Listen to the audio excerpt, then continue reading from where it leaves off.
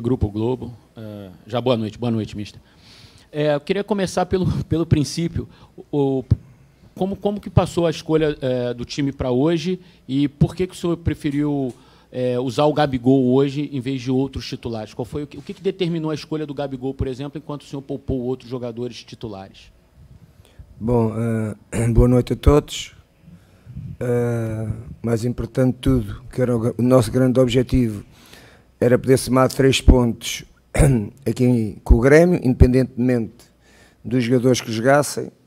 Nós trabalhamos durante os dias todos com uma ideia. Quem joga mais ou quem joga menos, todos sabem qual é a ideia da equipa, com bola ou sem bola. A segurança que nós tínhamos era total em relação à equipa que pudéssemos lançar neste jogo do Grêmio, a pensar, como é óbvio, na Libertadores.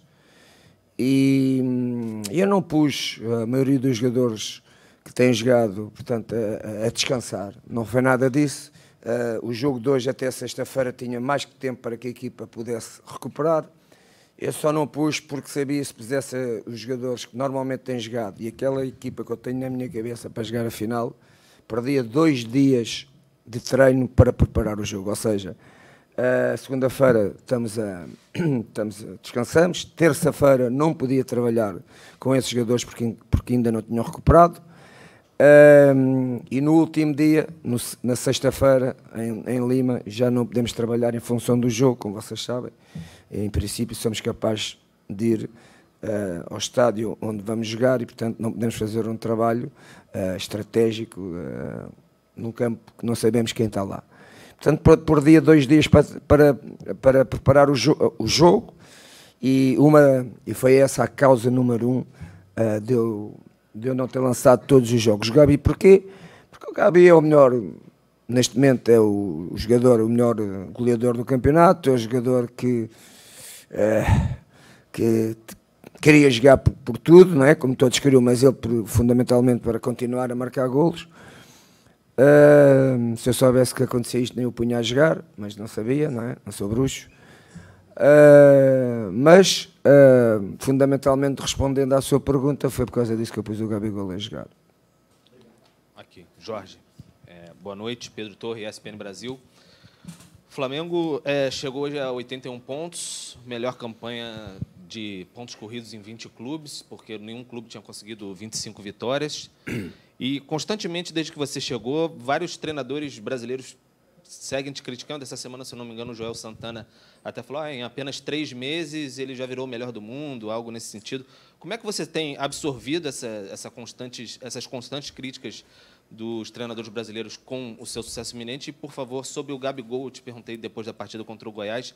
Hoje, de novo, ele foi advertido. São 19 amarelos, 2 vermelhos na temporada. Quanto isso te preocupa e vai ter que valer uma conversa para a final da Libertadores? Claro que me preocupa muito. Ainda não consegui fazer dele emocionalmente um grande jogador como é tecnicamente e taticamente. É um jogador emocional com muitos problemas.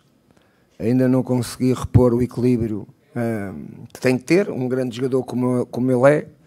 Mas eu penso que a pouco e pouco, ele ainda é jovem, tem 22, 23, vai fazer 23 anos. Tenho tempo para poder moldar, penso eu. Como eu acho que é importante um grande jogador, ele que sirva o exemplo, Messi, Ronaldo, sei lá, todos os grandes jogadores do mundo não entram na carreira deles, não têm estas posturas, estas situações que o Gabigol tem. Quanto à outra pergunta em relação aos meus colegas, desde que eu cheguei, é constantemente, mas eu vim para o Brasil.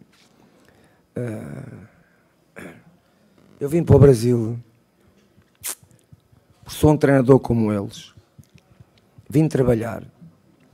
Não vim tirar o lugar a ninguém. Não vim ensinar ninguém. Vim trabalhar dentro de uma ideia, de uma metodologia de jogo que eu apresentei à equipa, aos meus jogadores do Flamengo. Não sou melhor nem pior que nenhum treinador do Brasil. E aquilo que eu quero que percebam é que não é o facto de eu ter vindo ao Brasil, que venho tirar o lugar a seja quem for, ou que venho denegrir, ou que venho a demonstrar que os treinadores brasileiros têm mais ou menos valor. Não é nada disso. Também queria lembrar para aqueles meus colegas que estão aqui no Brasil,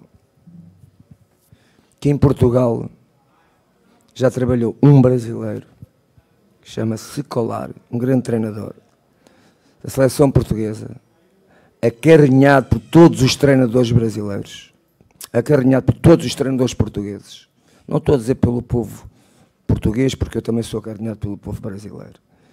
Além de Scalar, Lazzaroni, Abel Braga, Carlos Alberto, René Simões, Paulo Autori, Abel Braga, estes treinadores, mais alguns que eu agora não me lembro, trabalharam todos em Portugal. E nós, treinadores portugueses, quando eles estiveram lá, tentámos aprender, tentámos tirar qualquer coisa positivo, e nunca foi esta agressividade verbal constantemente os treinadores do Brasil têm sobre mim. E praticamente aqueles que já estão aposentados, como vocês dizem, já estão em casa com luvas a tremer, não é?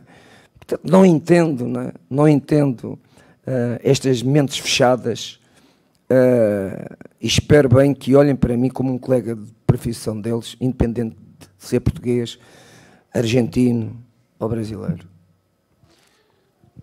Jorge, Wagner Martins, Fox Sports. Eu queria seguir nessa linha. Isso é algo que lhe incomoda ou é algo que que repercute de uma forma ou outra na imprensa, que o senhor acompanha por cima, ou é algo que realmente lhe incomoda, esse tipo de comentário? Não me incomoda. Não me incomoda. Eu quero é que eles cresçam. Quero é que eles cresçam e tenham um pensamento positivo. Não é? Perceber o que é a globalização no mundo. Eles não sabem o que é a globalização do mundo. Ainda não chegou ao Brasil. Já chegou, estou cá. É uma demonstração disso. Não é? E portanto, que não se fechem, não é? E que de uma vez por todas tirem estes fantasmas da cabeça, porque o Brasil tem grandes treinadores. Seu Jorge, boa noite, Guilherme aqui. Na segunda-feira, num programa Bem Amigos, o Galvão Bueno, um dos principais narradores aqui do Brasil, falava da maneira do Flamengo jogar. E ele disse que ele tinha uma curiosidade muito grande, mas como não era repórter, não podia perguntar isso para o senhor, não tinha conseguido ainda perguntar para o senhor de onde vem a inspiração do senhor, porque hoje o Flamengo ataca os 10 e defende os 10. Por isso, o Rodrigo Caio, o Pablo Mari tem vários gols aí, tanto no Brasileiro como na Libertadores, e comparou bastante o time do Flamengo hoje com a Holanda, né, do carrossel holandês, que foi vice-campeão do mundo, e daí ele falou que sugeriu que alguém perguntasse ao senhor isso, se o senhor se inspira no Ronald Michel, se o senhor tem alguma inspiração daquela Holanda de 77 que foi vice do mundo. 74. Hoje não é o exemplo dessa equipa, não é? Hoje não, mas a maioria das vezes é uma equipa que joga com prazer, é uma equipa que ofensivamente é muito criativa posicionalmente, para além da criatividade dos seus jogadores individuais. É verdade que essa equipa e essa seleção holandesa na Europa e no mundo marcou muita gente e marcou-me também a mim. Com um grande jogador que naquela altura tanto fazia parte da seleção da Holanda como do Ajax, que foi o Kovacs e o Remy Michel, que era o treinador dessa equipa. Cruyff era o expoente máximo dessa forma de jogar. Claro que não é igual, mas todos nós temos, penso eu, como treinador, quando começas a tua carreira, alguém que tu sonhas, alguém que tu tem uma ideia e que tu tentas percebê-la. É verdade que isso foi uma das minhas primeiras situações e comportamentos que eu quis perceber o que era aquilo, quando comecei a minha carreira de treinador, como é que aquilo se fomentava, como é que aquilo se transformava, e tentei olhar para o jogo da minha maneira de olhar. Eu penso que um treinador, hoje o treino é como o jogador, ou seja, um treinador tem que ser criativo. Hoje não há livros que te digam, tu vais ler estes livros e a partir daqui tu vais ser treinador. Não. O treino é criatividade, todas as minhas formas de olhar para o jogo, toda a minha forma de trabalhar durante a semana os meus jogadores.